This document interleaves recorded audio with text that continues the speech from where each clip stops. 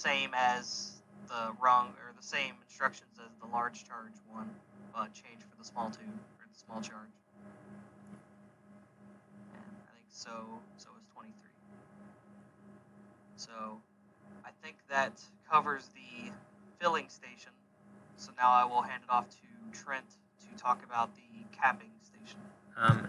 And real quick, Trent, I might have done the same to yours as well, so I'll try and chime in when it looks like you've gotten confused as to what happened to your program. Okay. Um, so for line 26, that's the RAM extending and retracting, and that's just the activation line. And then for number 27, this line stores a state of where the RAM is, so it basically is sensing whether the RAM is extended or retracted, and that helps out with line 28, which also is this tells the system when the cap is done, or whenever the cap RAM has been done. And then number 29, that's just one switch, or that's just one contact that keeps the conveyor on the entire time until the system is shut off. And for line 30, this is when the door opens to allow the large bottles to fall down to the second conveyor. And 31, this line,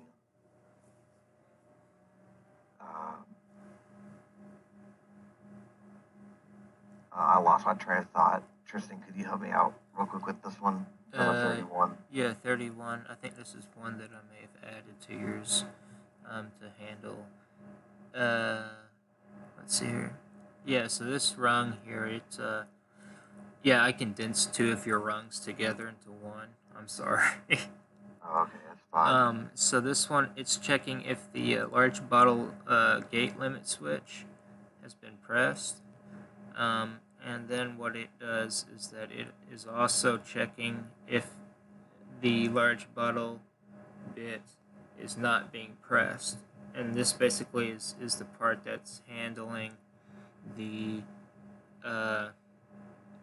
gate opening and closing, and telling a bit further on that, hey, this bit or this station part is done. And so the one underneath I-14 or I-114, this guy, this is a bit that is for the small bottle, I think B26, B2013. Let's see, where did I pull your B2013 from?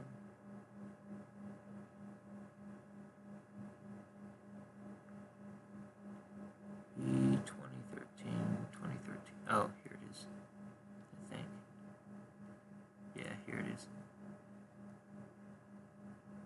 I just lost it. Where did it go? I apologize. Yeah, B2013. Oh, it's a sealant circuit. It takes the. Wait, you were on 20. What rung, Trent? Well, what? Is it rung 31? No. It was rung 27, I think. Okay, yeah. Sorry, I apologize. This looks similar to the other code. Yeah, so 27. Yeah. It stores the fact that the gate, the cap limit switch, cap RAM limit switch has gone down all the way. It stores that state to be used further on in a rung to detect that the limit switch has gone, or that the cap RAM has gone down and up, and then tells a code further on, hey, my station's done with this. You can move the conveyor belt on when other further stations are done as well. Yeah, so that was one that I had actually added to your code to handle the conveyor. I think we were actually on rung 31. That's my bad. Rung 31, I think, does the same as well. Yes, it does. It's for the large bottle gate limit switch, so it handles the gate part opening and closing, so it's the same. All right. Now rung 32, that's just a gate telling the fill tube, or is this? It's just it just lets the fill tube know that it's done extended and retracted before the fill tube can be deactivated. Did I mislabel this rung by chance? No, this is the gate. It tells that the gate's open and closed, not the fill tube. Oh, okay. All right. Okay. And then the line 33, it just resets all the bits back to 0. Yep. And so I can go over this. This is where it checks all those stored done bits.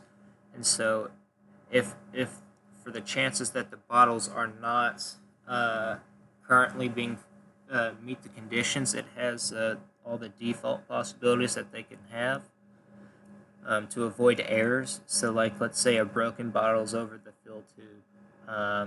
Here we have a contact that'll come on that'll bypass the completion bit for the fill ram, because obviously the fill ram's not going to activate when a broken bottle's over it. And so all these other ones have those conditions programmed into it. And then when there's a path through these OR statements, then it'll reset the latch bits and basically reset the entire program to then run its full cycle again. Further on in this code, we have the counter portion. Here we use counters to keep track of the current value that should be displayed to the counting displays. And they increment whenever selected contacts have been used to trigger these. And then we move on to a timer that counts up to when certain converter bits that convert the counter values to the display values. And so, for instance, this counts up to 16. So whenever this is equal to 4, it'll pulse the counter value through this bit for that specific station, and it'll update the counter, and that is the same for the other 3 counters as well. And then that really concludes the program here, portion of the code. And so now what we can do is run it and see how it works. So we'll start with a scan speed of 27, and then we'll put this into run. And so some of these might break here until all the bottles are have gone through and cleared some bits. Ours can't handle being stopped and started very well. It offsets basically every bottle by 1 bit, and so it takes a while for everything to be cleared. I think right now, for the current scan speed time, the scrap does not turn on long enough. And also, we encounter some weird problems that we can't quite understand and check. So right now it's stopped. And it stops always on a broken bottle, randomly, and we don't know why. And we've looked at this for like a week and can't figure out why. But if you hit the enter button, it'll start to work again. So it's like everything locks up. It says like certain sensors are activated when they're not, and we don't understand why. It's very weird. But we can also increase the speed of this all the way up to max, and it all functions. And then the grinder also then works, because we set the grinder to really work with this speed. And so you see it stops for some reason on a broken bottle. It Makes no sense why it does that, but it does. It never does stop on a full bottle. Also, the main conveyor down here works independently from the. It should be working. It works independently of the main conveyor, so technically you could have portions where the bottle falls through and grinds over a broken bottle. Let me see if I can figure out why the scrap gate isn't, or the scrap conveyor is not working. Makes no sense why it should stop.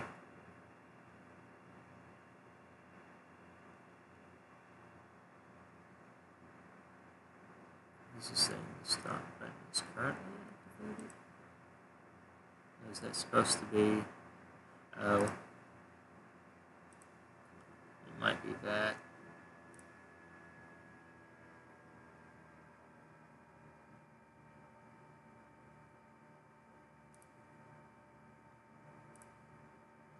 Yeah, it was that. And then we'll hit enter here. And so this is a demonstration of how the bits aren't quite handled as correctly as they should be until it gets past a certain point. We couldn't figure out how to solve that problem. And it stops, but that's basically the demonstration of our code. We're pretty pleased with how it works, especially when it doesn't stop. But yeah, that's it. Unless you guys have anything else to say. No, I think that's it. Yeah. And it does everything here. You can see counters going up. They may not be appropriately going up with the proper scan speed. But Look at it go. so like here you can really see the sequence of things and how it really works. But again, like the slower you go, you would have to readjust the timer's value for the grinder motor to make sure that it stays on long enough, because the real time for the grinder motor staying on and the scan speed are two different times. They do not match.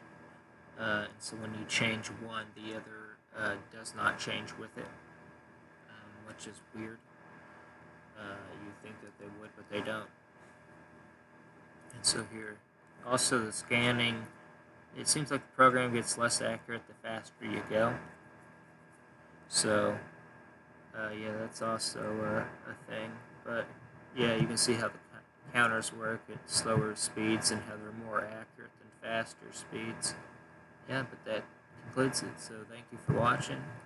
And I would say that we'd see you next time, but I am not sure that we will. So thanks.